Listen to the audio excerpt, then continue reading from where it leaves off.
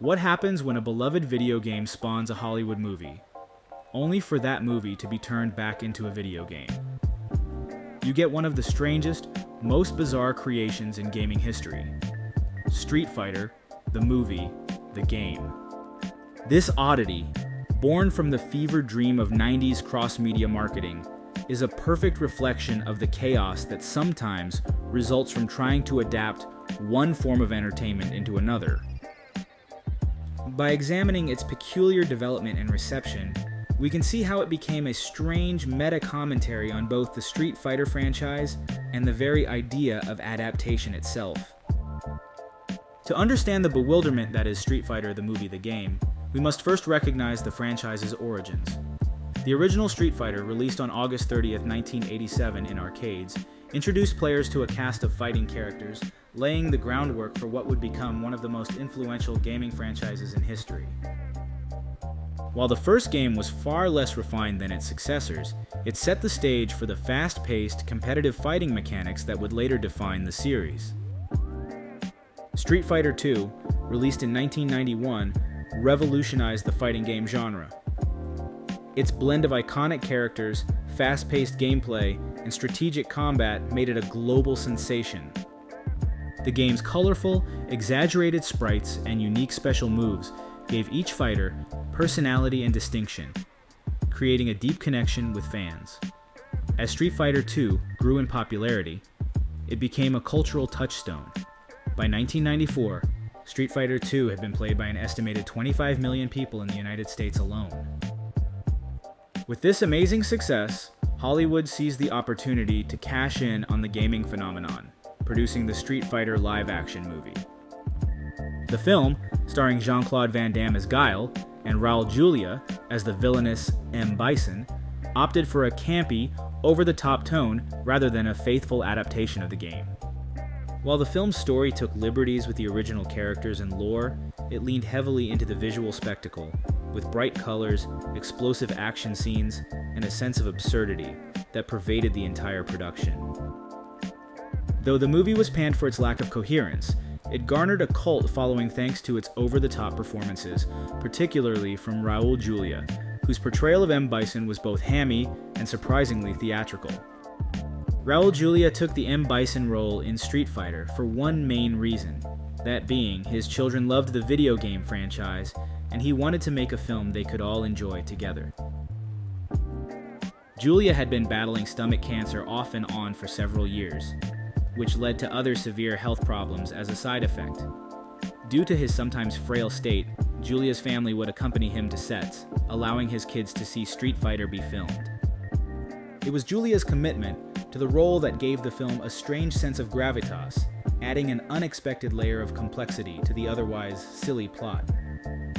Julia with his children did research on the video game, as well as real-life dictators, to give him a mindset of playing the main villain.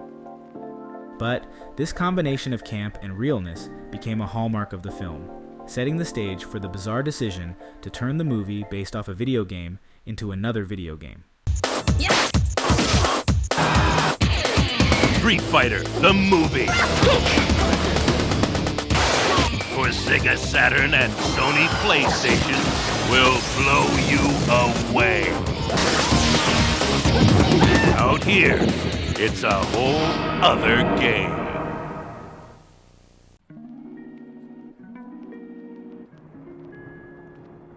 In an era where video game adaptations were becoming increasingly common, Street Fighter the movie, the game, was born from the same franchise frenzy that had fueled the movie. Instead of continuing the Street Fighter tradition of colorful sprites and fluid combat, Capcom opted for a new approach. The game was built using digitized actors, much like Mortal Kombat, resulting in a visual style that was incredibly stiff and jarring.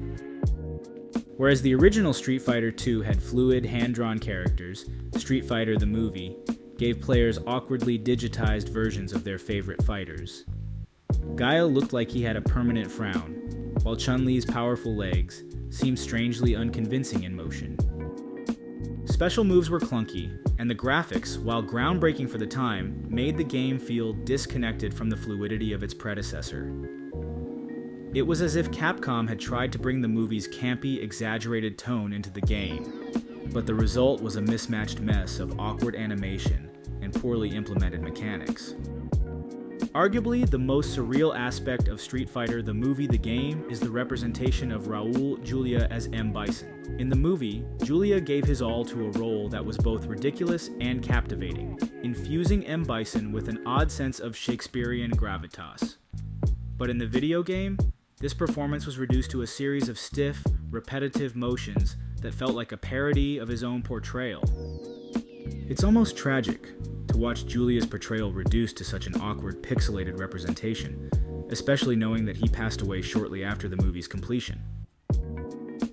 The game does his character no justice, yet in some way, this reduced version of M. Bison is a fitting reflection of the odd nature of the entire project, a bizarre hybrid that can't quite figure out what it wants to be. When Street Fighter the movie the game was released, its reception was predictably tepid. Critics and fans alike were confused by the game's identity. Was it an adaptation of a movie, a spin-off of a classic video game, or something else entirely?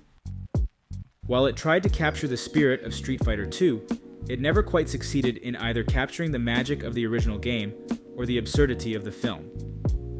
As a result, it was met with a lukewarm reception, both critically and commercially.